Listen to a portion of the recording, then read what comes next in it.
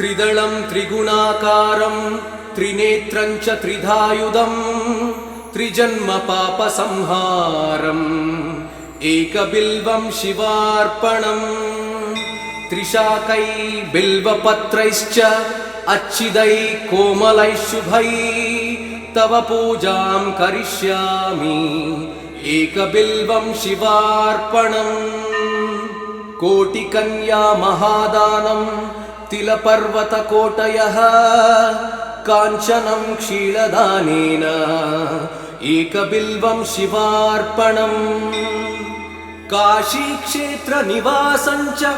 कालभैरवदर्शनम् प्रयागे माधवं दृष्ट्वा एकबिल्वं शिवार्पणम् इन्दुवारे व्रतं स्थित्वा निराहारो महेश्वरः नक्तं हौष्यामि देवेश एकबिल्वं शिवार्पणम् रामलिङ्गप्रतिष्ठा च वैवाहिककृतं तथा तटाकानि च सन्धानम् एकबिल्वं शिवार्पणम् अखण्डबिल्वपत्रं च आयुधं शिवपूजनं कृतं नाम सहस्रेण एकबिल्वं शिवार्पणम् उमया सह देवेश नन्दिवाहनमेव च भस्मलेपन सर्वाङ्गम् एकबिल्वं शिवार्पणम् सालग्रामेण विप्राणां तटाकं दशकूपयो यज्ञकोटिसहस्रश्च एकबिल्वं शिवार्पणम् दन्तिकोटिसहस्रेषु अश्वमेधशतक्रतौ कोटिकन्या महादानम् एकबिल्वं शिवार्पणम् बिल्वाणां दर्शनं पुण्यं स्पर्शनं पापनाशनम् अघोरपापसंहारम् एकबिल्वं शिवार्पणम् सहस्रवेदपाठेषु ब्रह्मस्थापनमुच्यते अनेकव्रतकोटीनाम् एकबिल्वं शिवार्पणम् अन्नदानसहस्रेषु सहस्रोपनयनं तथा अनेकजन्मपापानि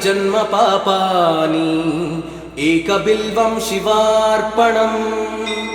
बिल्वाष्टकमिदं पुण्यं यः पठेत् शिवसन्निधौ शिवलोकमवाप्नोति एकबिल्वं शिवार्पणम्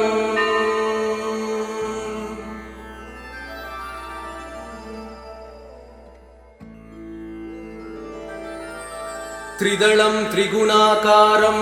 त्रिनेत्रं च त्रिधायुधं त्रिजन्म पापसंहारम् एकबिल्वं शिवार्पणम् त्रिशाकै बिल्वपत्रैश्च अच्छिदै कोमलै शुभै तव पूजां करिष्यामि एकबिल्वं शिवार्पणम् कोटिकन्या महादानं तिलपर्वतकोटयः काञ्चनं क्षीरदानेन एकबिल्वं शिवार्पणम् काशीक्षेत्रनिवासं च कालभैरवदर्शनम् प्रयागे माधवं दृष्ट्वा एकबिल्वं शिवार्पणम् इन्दुवारे व्रतं स्थित्वा निराहारो महेश्वरः नक्तं हौष्यामि देवेश एकबिल्वं शिवार्पणम् रामलिङ्गप्रतिष्ठा च वैवाहिककृतं तथा तटाकानि च सन्धानम् एकबिल्वं शिवार्पणम् अखण्डबिल्वपत्रं च आयुधं शिवपूजनं कृतं नाम सहस्रेण एकबिल्वं शिवार्पणम् उमया सह देवेश नन्दिवाहनमेव च भस्मलेपन सर्वाङ्गम् एकबिल्वं शिवार्पणम् सालग्रामेण विप्राणां तटाकं दशकूपयो यज्ञकोटिसहस्रश्च एकबिल्वं शिवार्पणम् दन्तिकोटिसहस्रेषु अश्वमेधशतक्रतौ कोटिकन्या महादानम् एकबिल्वं शिवार्पणम् बिल्वाणां दर्शनं पुण्यं स्पर्शनं पापनाशनम् अघोरपापसंहारम् एकबिल्वं शिवार्पणम् सहस्रवेदपाठेषु ब्रह्मस्थापनमुच्यते अनेकव्रतकोटीनाम् एकबिल्वं शिवार्पणम् अन्नदानसहस्रेषु सहस्रोपनयनं तथा अनेकजन्मपापानि एकबिल्वं शिवार्पणम् बिल्वाष्टकमिदं पुण्यं यः पठेत् शिवसन्निधौ शिवलोकमवाप्नोति एकबिल्वं शिवार्पणम्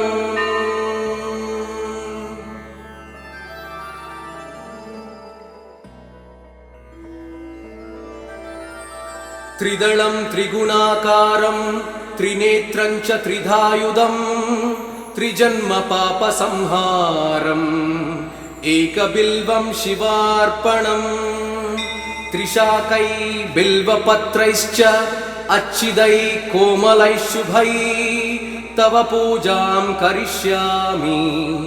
एकबिल्वं शिवार्पणम् कोटिकन्या महादानं तिलपर्वतकोटयः काञ्चनं क्षीरदानेन एकबिल्वं शिवार्पणम् काशीक्षेत्रनिवासं च कालभैरवदर्शनम् प्रयागे माधवं दृष्ट्वा एकबिल्वं शिवार्पणम् इन्दुवारे व्रतं स्थित्वा निराहारो महेश्वरः नक्तं हौष्यामि देवेश एकबिल्वं शिवार्पणम् रामलिङ्गप्रतिष्ठा च वैवाहिककृतं तथा तटाकानि च सन्धानम् एकबिल्वं शिवार्पणम् अखण्डबिल्वपत्रं च आयुधं शिवपूजनम् कृतं नाम सहस्रेण एकबिल्वं शिवार्पणम् उमया सह देवेश नन्दिवाहनमेव च भस्मलेपन सर्वाङ्गम् एकबिल्वं शिवार्पणम्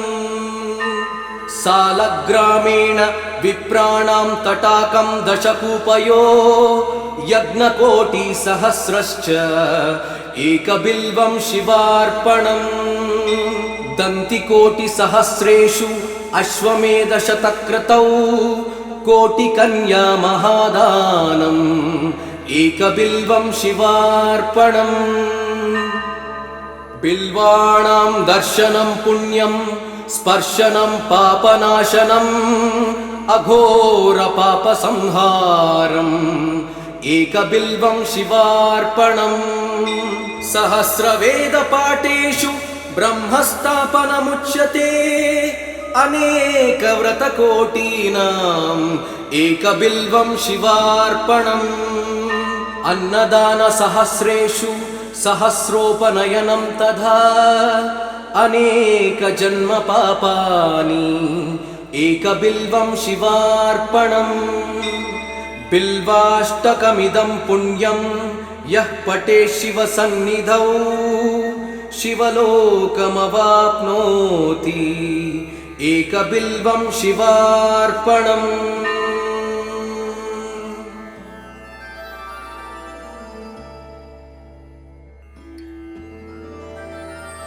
त्रिदलं त्रिगुणाकारं त्रिनेत्रं च त्रिधायुधं त्रिजन्मपापसंहारम् एकबिल्वं शिवार्पणम् त्रिशाकै बिल्वपत्रैश्च अच्छिदैः कोमलैः शुभैः तव पूजां करिष्यामि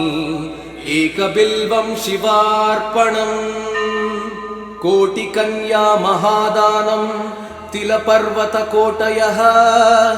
काञ्चनं क्षीरदानेन एकबिल्वं शिवार्पणम् काशीक्षेत्रनिवासं च कालभैरवदर्शनम् प्रयागे माधवं दृष्ट्वा एकबिल्वं शिवार्पणम् इन्दुवारे व्रतं स्थित्वा निराहारो महेश्वरः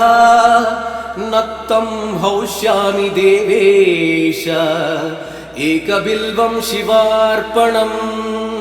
रामलिङ्गप्रतिष्ठा च वैवाहिककृतं तथा तटाकानि च सन्धानम् एकबिल्वं शिवार्पणम् अखण्डबिल्वपत्रं च आयुधं शिवपूजनं कृतं नाम सहस्रेण एकबिल्वं शिवार्पणम् उमया सह देवेश नन्दिवाहनमेव च भस्मलेपन सर्वाङ्गम् एकबिल्वं शिवार्पणम् सालग्रामेण विप्राणां तटाकं दशकूपयो यज्ञकोटिसहस्रश्च एकबिल्वं शिवार्पणम् दन्तिकोटिसहस्रेषु अश्वमेधशतक्रतौ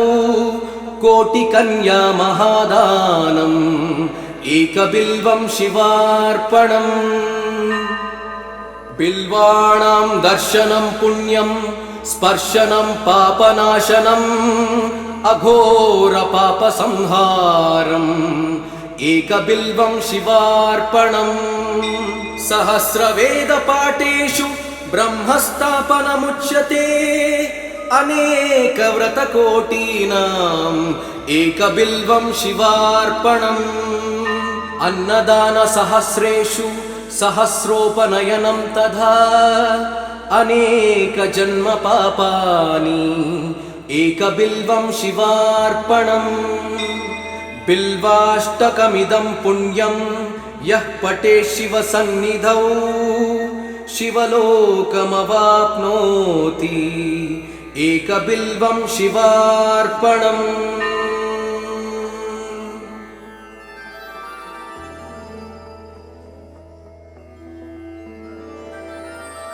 त्रिदलं त्रिगुणाकारं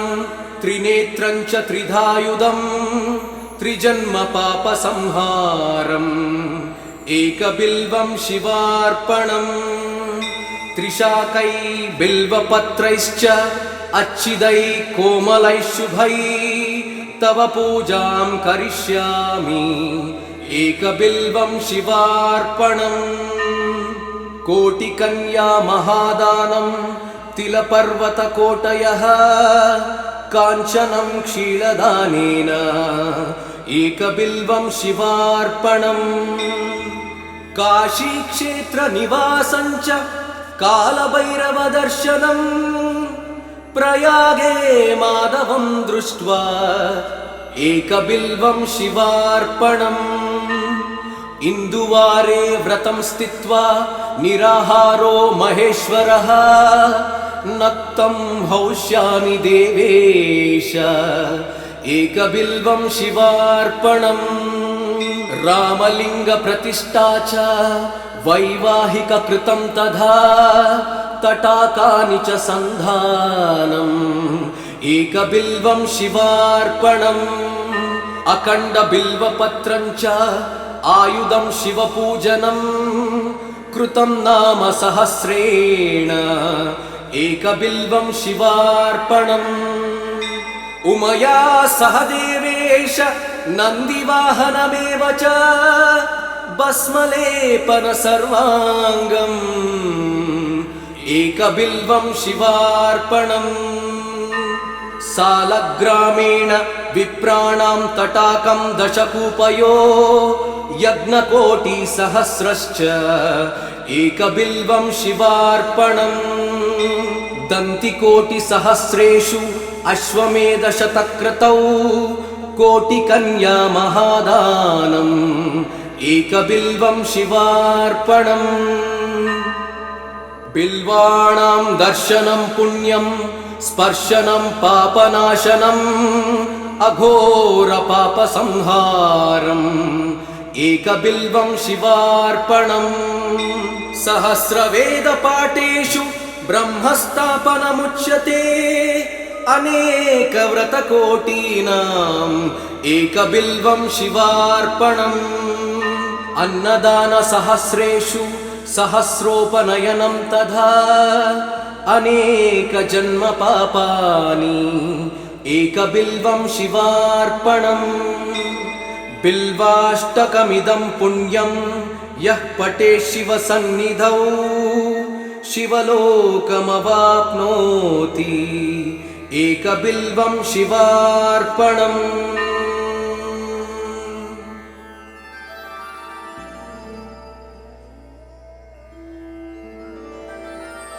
त्रिदलं त्रिगुणाकारं त्रिनेत्रं च त्रिधायुधं त्रिजन्मपापसंहारम् एकबिल्वं शिवार्पणम् त्रिशाकै बिल्वपत्रैश्च अच्छिदैः कोमलैः शुभैः तव पूजां करिष्यामि एकबिल्वं शिवार्पणम् कोटिकन्या महादानं तिलपर्वतकोटयः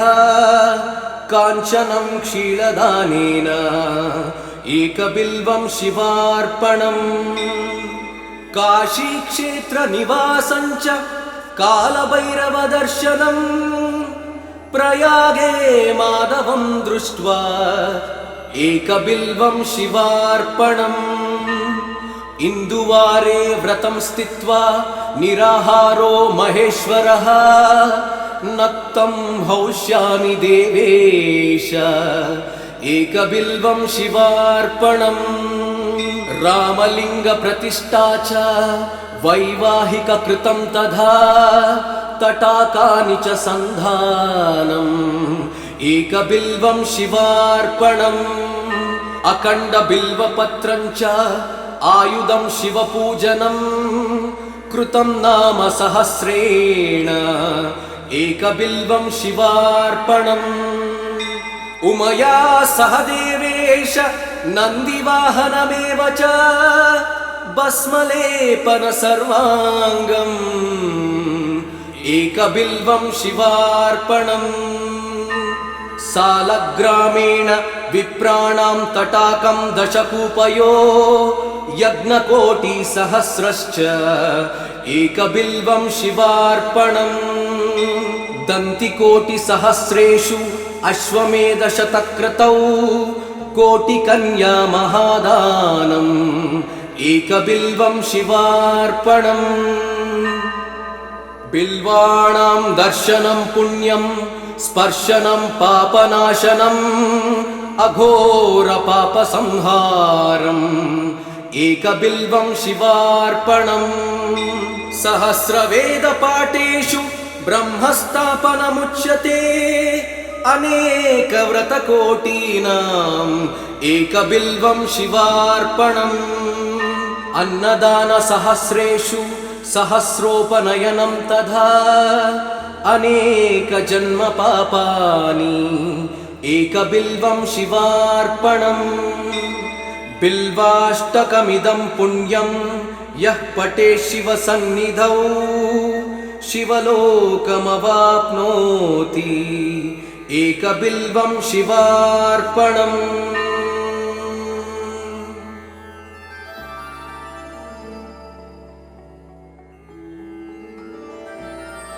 त्रिदलं त्रिगुणाकारं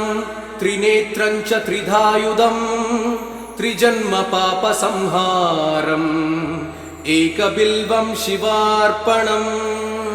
त्रिशाकै बिल्वपत्रैश्च अच्छिदैः कोमलैः शुभैः तव पूजां करिष्यामि एकबिल्वं शिवार्पणम् कोटिकन्या महादानं तिलपर्वतकोटयः काञ्चनं क्षीरदानेन एकबिल्वं शिवार्पणम् काशीक्षेत्रनिवासं च कालभैरवदर्शनम् प्रयागे माधवं दृष्ट्वा एकबिल्वं शिवार्पणम् इन्दुवारे व्रतं स्थित्वा निराहारो महेश्वरः नक्तं हौष्यामि देवेश एकबिल्वं शिवार्पणम् रामलिङ्गप्रतिष्ठा च वैवाहिककृतं तथा तटाकानि च सन्धानम् एकबिल्वं शिवार्पणम् अखण्डबिल्वपत्रं च आयुधं शिवपूजनं कृतं नाम सहस्रेण एकबिल्वं शिवार्पणम् उमया सह देवेश नन्दिवाहनमेव च भस्मलेपन सर्वाङ्गम् एकबिल्वं शिवार्पणम् सालग्रामेण विप्राणां तटाकं दशकूपयो यज्ञकोटिसहस्रश्च एकबिल्वं शिवार्पणम् दन्तिकोटिसहस्रेषु अश्वमेधशतक्रतौ कोटिकन्या महादानम् एकबिल्वं शिवार्पणम् बिल्वाणां दर्शनं पुण्यं स्पर्शनं पापनाशनम् अघोरपापसंहारम् एकबिल्वं शिवार्पणम् सहस्रवेदपाठेषु ब्रह्मस्थापनमुच्यते अनेकव्रतकोटीनाम् एकबिल्वं शिवार्पणम् अन्नदानसहस्रेषु सहस्रोपनयनं तथा अनेकजन्मपापानि एकबिल्वं शिवार्पणम् बिल्वाष्टकमिदं पुण्यं यः पठेत् शिवसन्निधौ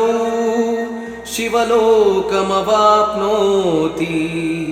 एकबिल्वं शिवार्पणम्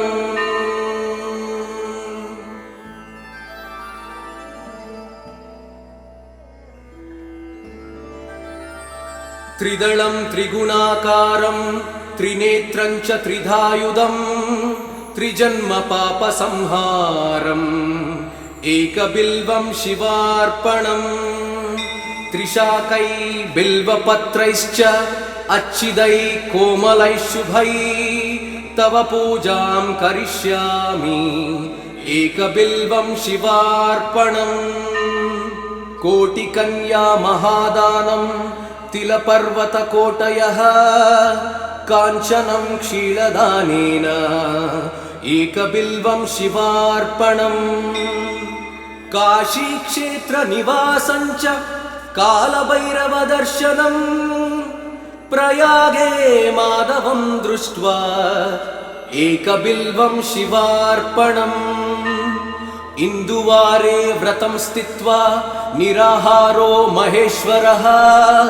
नक्तं हौष्यामि देवेश एकबिल्वं शिवार्पणम् रामलिङ्गप्रतिष्ठा च वैवाहिककृतं तथा तटाकानि च सन्धानम् एकबिल्वं शिवार्पणम् अखण्डबिल्वपत्रं च आयुधं शिवपूजनं कृतं नाम सहस्रेण एकबिल्वं शिवार्पणम् उमया सह देवेश नन्दिवाहनमेव च भस्मलेपन सर्वाङ्गम् एकबिल्वं शिवार्पणम् सालग्रामेण विप्राणां तटाकं दशकूपयो यज्ञकोटिसहस्रश्च एकबिल्वं शिवार्पणम् दन्तिकोटिसहस्रेषु अश्वमेधशतक्रतौ कोटिकन्या महादानम् एकबिल्वं शिवार्पणम् बिल्वाणां दर्शनं पुण्यं स्पर्शनं पापनाशनम् अघोरपापसंहारम् एकबिल्वं शिवार्पणम् सहस्रवेदपाठेषु ब्रह्मस्थापनमुच्यते अनेकव्रतकोटीनाम् एकबिल्वं शिवार्पणम् अन्नदानसहस्रेषु सहस्रोपनयनं तथा अनेकजन्मपापानि एकबिल्वं शिवार्पणम् बिल्वाष्टकमिदं पुण्यं यः पठेत् शिवसन्निधौ शिवलोकमवाप्नोति एकबिल्वं शिवार्पणम्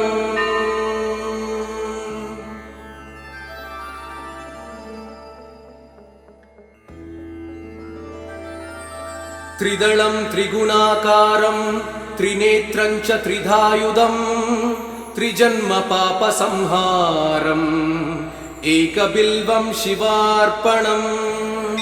त्रिशाकै बिल्वपत्रैश्च अच्छिदै कोमलैः शुभै तव पूजां करिष्यामि एकबिल्वं शिवार्पणम् कोटिकन्या महादानं तिलपर्वतकोटयः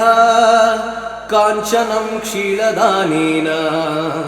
एकबिल्वं शिवार्पणम् काशीक्षेत्रनिवासं च कालभैरवदर्शनम् प्रयागे माधवं दृष्ट्वा एकबिल्वं शिवार्पणम् इन्दुवारे व्रतं स्थित्वा निराहारो महेश्वरः नक्तं हौष्यामि देवेश एकबिल्वं शिवार्पणम् रामलिङ्गप्रतिष्ठा च वैवाहिककृतं तथा तटाकानि च सन्धानम् एकबिल्वं शिवार्पणम् अखण्डबिल्वपत्रं च आयुधं शिवपूजनं कृतं नाम सहस्रेण एकबिल्वं शिवार्पणम् उमया सह देवेश नन्दिवाहनमेव च भस्मलेपन सर्वाङ्गम् एकबिल्वं शिवार्पणम् सालग्रामेण विप्राणां तटाकं दशकूपयो यज्ञकोटिसहस्रश्च एकबिल्वं शिवार्पणम् दन्तिकोटिसहस्रेषु अश्वमेधशतक्रतौ कोटिकन्या महादानम् एकबिल्वं शिवार्पणम् बिल्वाणां दर्शनं पुण्यं स्पर्शनं पापनाशनम् अघोरपापसंहारम् एकबिल्वं शिवार्पणम् सहस्रवेदपाठेषु ब्रह्मस्थापनमुच्यते अनेकव्रतकोटीनाम् एकबिल्वं शिवार्पणम् अन्नदानसहस्रेषु सहस्रोपनयनं तथा अनेकजन्मपापानि एकबिल्वं शिवार्पणम् बिल्वाष्टकमिदं पुण्यं यः पठेत् शिवसन्निधौ शिवलोकमवाप्नोति एकबिल्वं शिवार्पणम्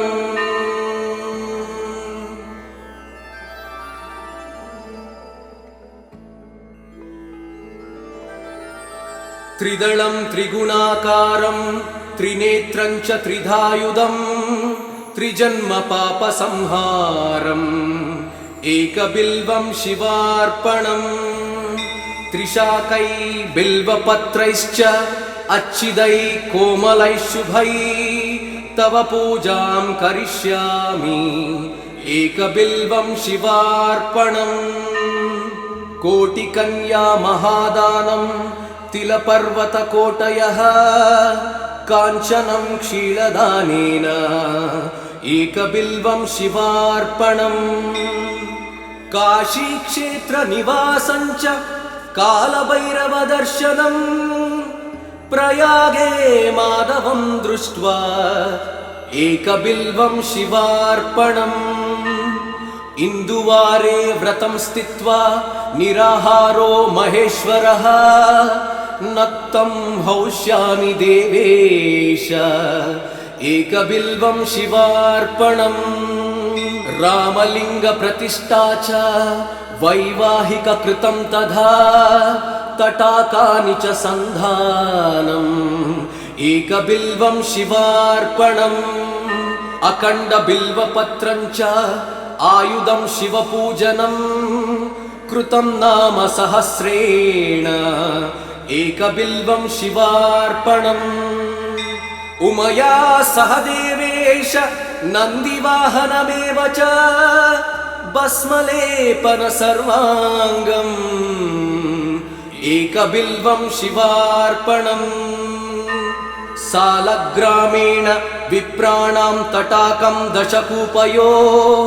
यज्ञकोटिसहस्रश्च एकबिल्वं शिवार्पणम्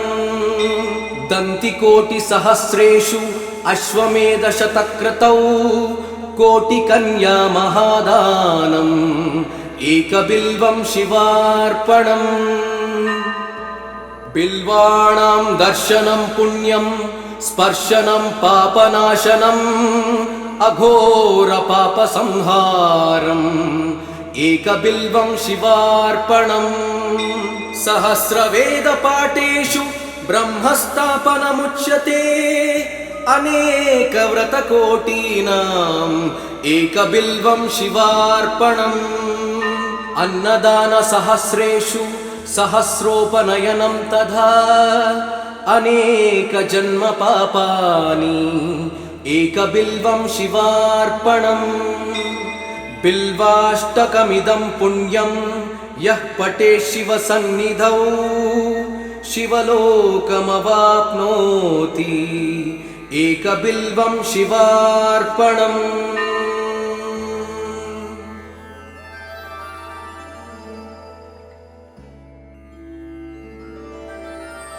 त्रिदलं त्रिगुणाकारं त्रिनेत्रं च त्रिधायुधं त्रिजन्मपापसंहारम् एकबिल्वं शिवार्पणम् त्रिशाकै बिल्वपत्रैश्च अच्छिदै कोमलै शुभै तव पूजां करिष्यामि एकबिल्वं शिवार्पणम् कोटिकन्या महादानं तिलपर्वतकोटयः काञ्चनं क्षीरदानेन एकबिल्वं शिवार्पणम् काशीक्षेत्रनिवासं च कालभैरवदर्शनम् प्रयागे माधवं दृष्ट्वा एकबिल्वं शिवार्पणम् इन्दुवारे व्रतं स्थित्वा निराहारो महेश्वरः नक्तं हौष्यामि देवेश एकबिल्वं शिवार्पणम् रामलिङ्गप्रतिष्ठा च वैवाहिककृतं तथा तटाकानि च सन्धानम् एकबिल्वं शिवार्पणम् अखण्डबिल्वपत्रं च आयुधं शिवपूजनम् कृतं नाम सहस्रेण एकबिल्वं शिवार्पणम् उमया सह देवेश नन्दिवाहनमेव च भस्मलेपन सर्वाङ्गम् एकबिल्वं शिवार्पणम् सालग्रामेण विप्राणां तटाकं दशकूपयो यज्ञकोटिसहस्रश्च एकबिल्वं शिवार्पणम् दन्तिकोटिसहस्रेषु अश्वमेधशतक्रतौ कोटिकन्या महादानम् एकबिल्वं शिवार्पणम् बिल्वाणां दर्शनं पुण्यं स्पर्शनं पापनाशनम् अघोरपापसंहारम् एकबिल्वं शिवार्पणम् सहस्रवेदपाठेषु ब्रह्मस्थापनमुच्यते अनेकव्रतकोटीनाम् एकबिल्वं शिवार्पणम् अन्नदानसहस्रेषु सहस्रोपनयनं तथा अनेकजन्मपापानि एकबिल्वं शिवार्पणम् बिल्वाष्टकमिदं पुण्यं यः पठेत् शिवसन्निधौ शिवलोकमवाप्नोति एकबिल्वं शिवार्पणम्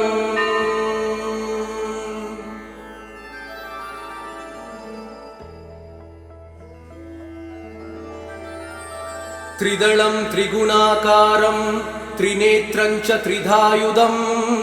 त्रिजन्मपापसंहारम् एकबिल्वं शिवार्पणम् त्रिशाकै बिल्वपत्रैश्च अच्छिदै कोमलैः शुभै तव पूजां करिष्यामि एकबिल्वं शिवार्पणम् कोटिकन्या महादानं तिलपर्वतकोटयः काञ्चनं क्षीरदानेन एकबिल्वं शिवार्पणम् काशीक्षेत्रनिवासं च कालभैरवदर्शनम् प्रयागे माधवं दृष्ट्वा एकबिल्वं शिवार्पणम्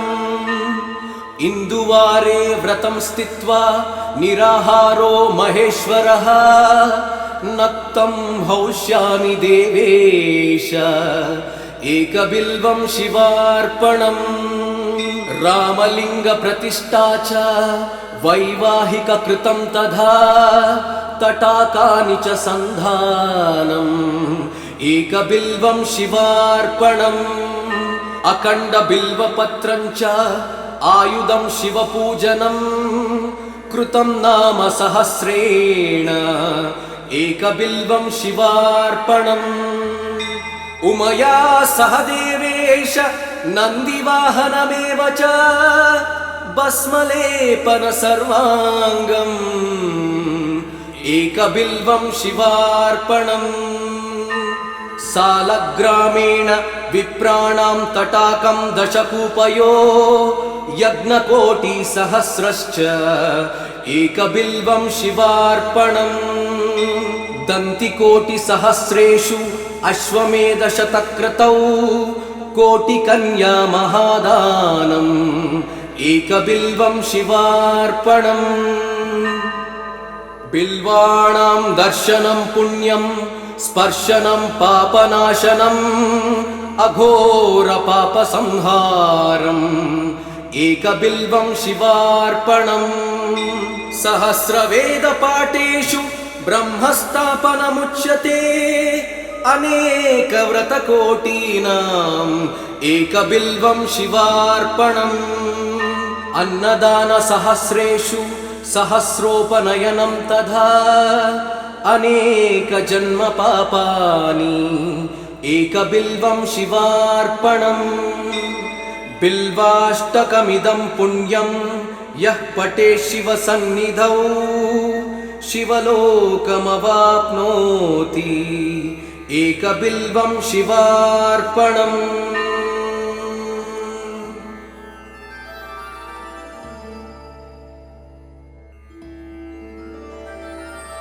त्रिदलं त्रिगुणाकारं त्रिनेत्रं च त्रिधायुधं त्रिजन्मपापसंहारम् एकबिल्वं शिवार्पणम् त्रिशाकै बिल्वपत्रैश्च अच्छिदै कोमलैः शुभै तव पूजां करिष्यामि एकबिल्वं शिवार्पणम्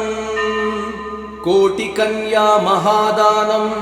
तिलपर्वतकोटयः काञ्चनं क्षीरदानेन एकबिल्वं शिवार्पणम् काशीक्षेत्रनिवासं च कालभैरवदर्शनम् प्रयागे माधवं दृष्ट्वा एकबिल्वं शिवार्पणम् इन्दुवारे व्रतं स्थित्वा निराहारो महेश्वरः नक्तं हौष्यामि देवेश एकबिल्वं शिवार्पणम् रामलिङ्गप्रतिष्ठा च वैवाहिककृतं तथा तटाकानि च सन्धानम् एकबिल्वं शिवार्पणम् अखण्डबिल्वपत्रं च आयुधं शिवपूजनम् कृतं नाम सहस्रेण एकबिल्वं शिवार्पणम् उमया सह देवेश नन्दिवाहनमेव च भस्मलेपन सर्वाङ्गम्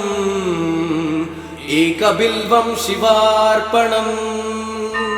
सालग्रामेण विप्राणां तटाकं दशकूपयो यज्ञकोटिसहस्रश्च एकबिल्वं शिवार्पणम् दन्तिकोटिसहस्रेषु अश्वमेधशतक्रतौ कोटिकन्या महादानम् एकबिल्वं शिवार्पणम् बिल्वाणां दर्शनं पुण्यं स्पर्शनं पापनाशनम् अघोरपापसंहारम् एकबिल्वं शिवार्पणम् सहस्रवेदपाठेषु ब्रह्मस्थापनमुच्यते अनेकव्रतकोटीनाम् एकबिल्वं शिवार्पणम् अन्नदानसहस्रेषु सहस्रोपनयनं तथा अनेकजन्मपापानि एकबिल्वं शिवार्पणम् बिल्वाष्टकमिदं पुण्यं यः पठेत् शिवसन्निधौ शिवलोकमवाप्नोति एकबिल्वं शिवार्पणम्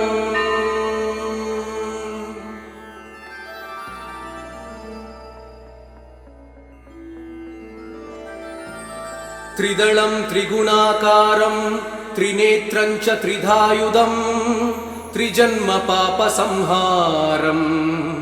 एकबिल्वं शिवार्पणम् त्रिशाकै बिल्वपत्रैश्च अच्छिदै कोमलै शुभै तव पूजां करिष्यामि एकबिल्वं शिवार्पणम् कोटिकन्या महादानं तिलपर्वतकोटयः काञ्चनं क्षीरदानेन एकबिल्वं शिवार्पणम् काशीक्षेत्रनिवासं च कालभैरवदर्शनम् प्रयागे माधवं दृष्ट्वा एकबिल्वं शिवार्पणम् इन्दुवारे व्रतं स्थित्वा निराहारो महेश्वरः नक्तं हौष्यामि देवेश एकबिल्वं शिवार्पणम् रामलिङ्गप्रतिष्ठा च वैवाहिककृतं तथा तटाकानि च सन्धानम् एकबिल्वं शिवार्पणम् अखण्डबिल्वपत्रं च